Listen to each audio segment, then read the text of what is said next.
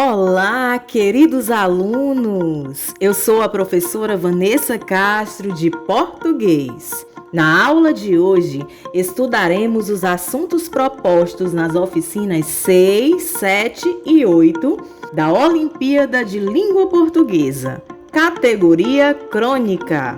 Os objetivos das oficinas de hoje são: refletir sobre a diferença entre notícia e crônica, compreender o processo de transposição do gênero notícia para o gênero crônica, analisar tema, situação escolhida, tom do texto e foco narrativo.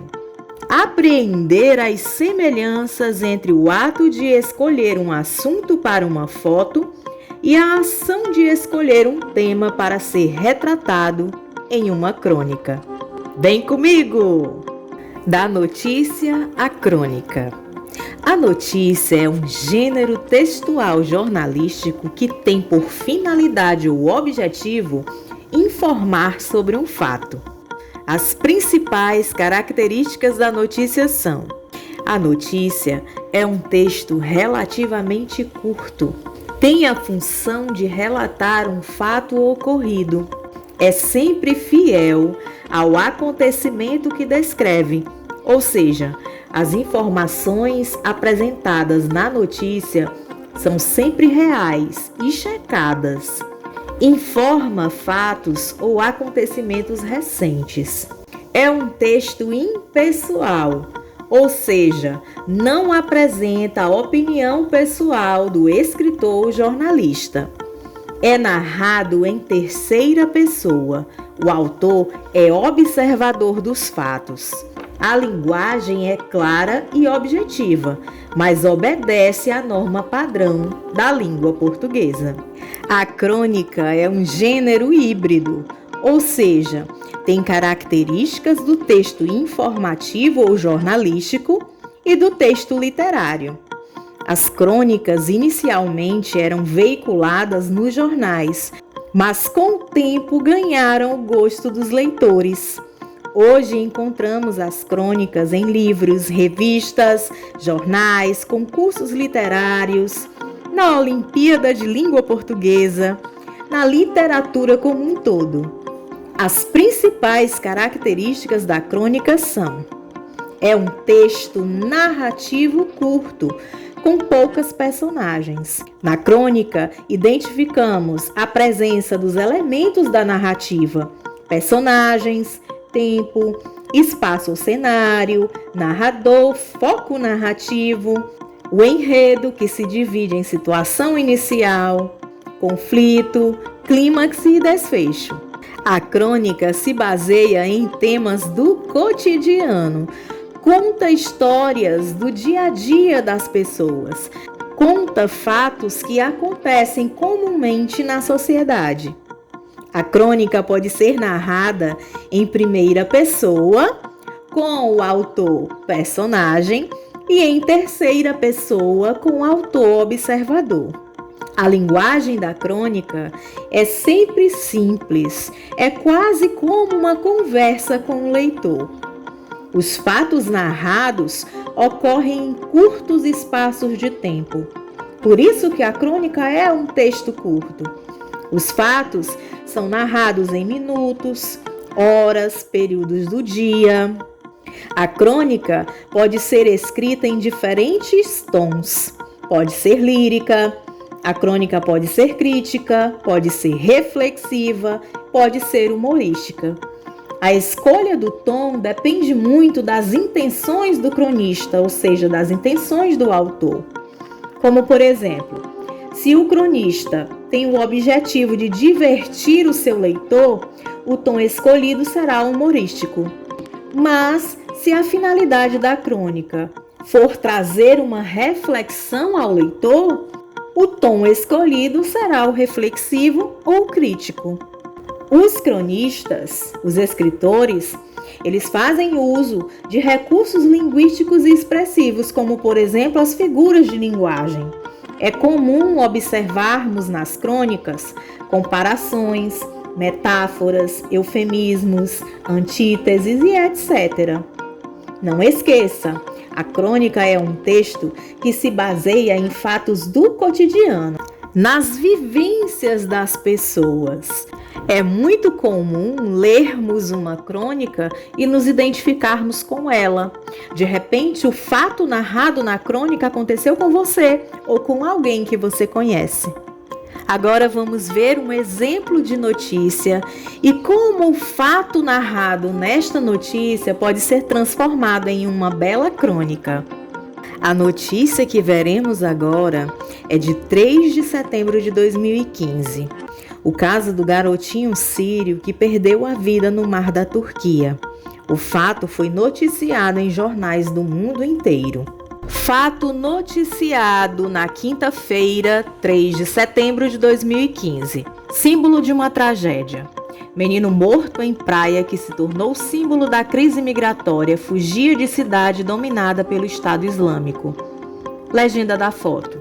Corpo de criança de 3 anos foi encontrado afogado em uma praia na Turquia. O menino sírio Aylan Kardi, de 3 anos, cuja foto de seu corpo morto em uma praia do município costeiro turco de Bodrum chocou o mundo ontem, dia 2, e ativou os debates sobre a crise migratória que atinge a Europa, estava fugindo da cidade de Kobani, que há meses é dominada pelo grupo extremista Estado Islâmico. De acordo com a imprensa turca, Aylan viajava com sua família e tinha partido da Síria com o objetivo de chegar ao continente europeu via a ilha de Kos, na Grécia. No entanto, a embarcação em que estava naufragou e matou 12 pessoas, entre elas seu irmão Galib, de 5 anos, e sua mãe. O único que sobreviveu ao acidente foi o pai, que agora pretende voltar à Síria para enterrar sua família no país natal. A rota entre Bodrum, na Turquia, e Kos, na Grécia, é relativamente curta, mas não menos perigosa. Algumas pessoas tentam fazer a travessia a nado e outras em embarcações ilegais. De acordo com as agências humanitárias, somente no mês passado, 2.000 imigrantes fizeram este trajeto. Vamos ver agora como o fato narrado na notícia, no caso o afogamento de um garotinho, ganhou um novo direcionamento na crônica Cheiro de Vida, de Kleber Castro. A crônica foi escrita para a 6ª edição da Olimpíada de Língua Portuguesa que ocorreu em 2019. Na ocasião, a crônica Cheiro de Vida foi vencedora das etapas escolar e municipal, que ocorreram na cidade de Cascavel, Ceará. A crônica do autor Kleber Castro traz como cenário uma praia famosa do lugar, a Praia da Caponga. O autor usou o fato afogamento, que é comum nas praias de todo o país, e transformou o que seria uma tragédia em uma mensagem de esperança. Cheiro de Vida é uma crônica totalmente ficcional, ou seja, os fatos narrados não ocorreram na realidade na Praia da Caponga. Essa é uma característica da crônica literária. A história pode ser real ou fictícia. A história pode ser imaginada pelo cronista, desde que o fato narrado seja comum, seja possível de acontecer. Em 2020, a crônica Cheiro de Vida foi publicada na antologia Rupturas, pelo selo Ao Vento Editorial. Vamos ouvi-la na voz do autor, Kleber Castro.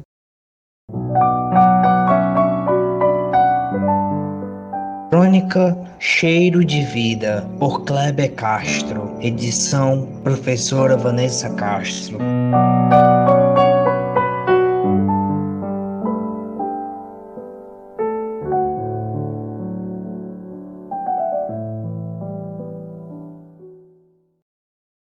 Era uma manhã preguiçosa. O cheiro do café assumira a função do despertador. Abri os olhos e fixei-os no teto. A luz solar convidativa anunciava o momento de sair da cama. Visitei meus pensamentos para decidir o que faria naquele domingo. Optei pelo que mais gostava. Após o café, Retomei a leitura do livro do escritor francês Antoine de Saint-Exupéry e estava ansioso pelo desfecho. A ficção se confundia com a realidade. Sentia que conhecia aqueles personagens, uma rosa exigente, um vaidoso, uma cativante raposa. Por que alguém deixaria de admirar as estrelas tão somente para contá-las? Minha leitura foi bruscamente interrompida por meu pai. Domingo é dia de praia. Contrariado, obedeci e após alguns minutos já estávamos na praia mais visitada da cidade. O mar era infinito. As águas assumiam diferentes cores quando tocadas pela luz do astro-rei. As nuvens assemelhavam-se a algodão, e a areia branca decorada com conchinhas parecia um tapete que acomodava crianças construindo seus castelos, enquanto os adultos lavavam a alma na água sagrada. E eu, à sombra de um guarda-sol, contemplava toda aquela pulsação de vida. Cheiro de vida era o que minhas narinas captavam. Meus olhos eram a moldura que envolvia a obra de arte pintada pelas mãos do Criador. Retomei a leitura. A brisa serena tocava meu rosto e as páginas do livro. Subitamente, gritaria. Algo havia quebrado a redoma quase intransponível que me mantinha preso à história do livro. Levantei-me cambaleante. Ao longe vi uma mulher desesperada, ajoelhada na areia fofa esperando o guarda-vidas, que trazia em seus braços um garotinho que havia sido tragado para as profundezas. Caminhei até lá. Meus pés afundavam diante da cena triste de um filme triste. O garoto dormia inerte na cama de areia, sendo velado pelos curiosos. Silêncio. Diante dos meus olhos fechados, a fita de projeção de um filme sem cor começa a ser reproduzida. O protagonista era um menino. Nas cenas iniciais, ele ensaiava os primeiros passos. Via a alegria da mãe ao ouvir a primeira palavra. Depois, o primeiro dia na escola, a primeira namorada. O enredo se desenvolvia. Nas cenas seguintes, vinha um rapaz.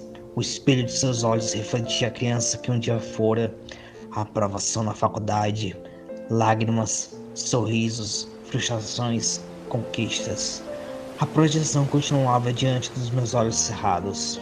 Agora um adulto, um professor ensinando a beleza das letras das criancinhas, ou um craque de futebol driblando o adversário, um político honesto zelando pela sociedade, um médico gentil e habilidoso salvando vidas, um cientista encontrando a cura para doenças tristes.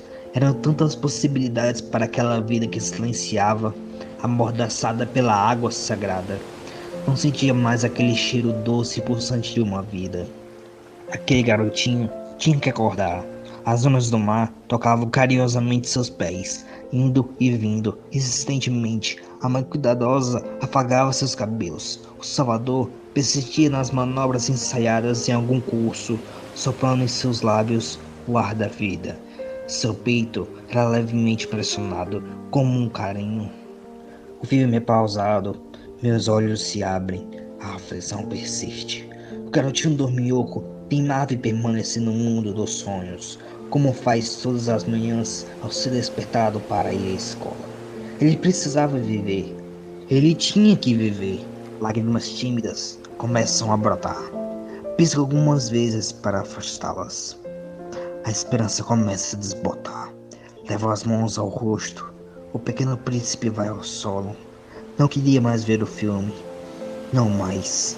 Cabisbaixo, fez passo para trás. O silêncio é rompido de súbito. Vozes, gritaria, alegria. O garoto adormecido cospe o véu da morte. A areia imediatamente o elimina.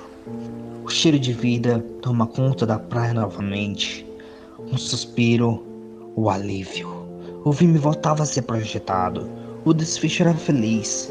O futuro se refez em segundos. Agora eu queria assistir e ver até o final. A criança estava cheia do que quase perdera. A vida. A rotina se restabelecera.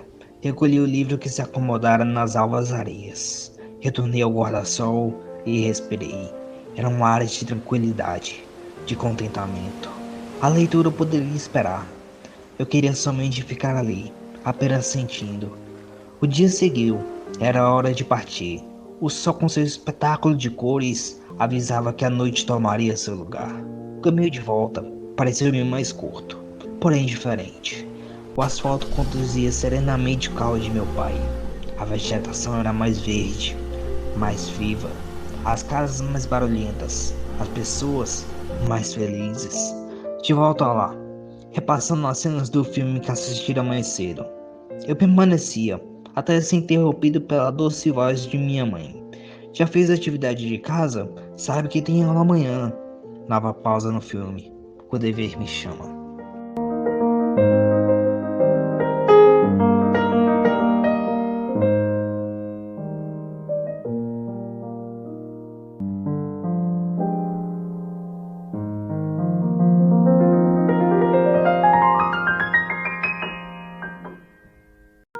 Percebeu a diferença entre uma notícia e uma crônica?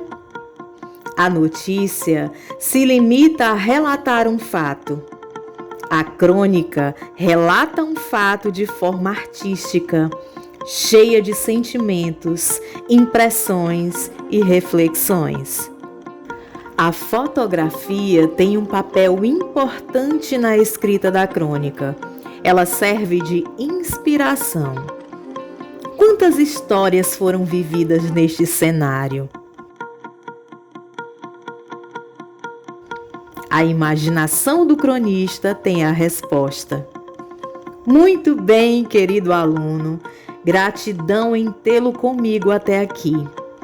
Hora de realizar as atividades propostas. Bons estudos e até a próxima aula.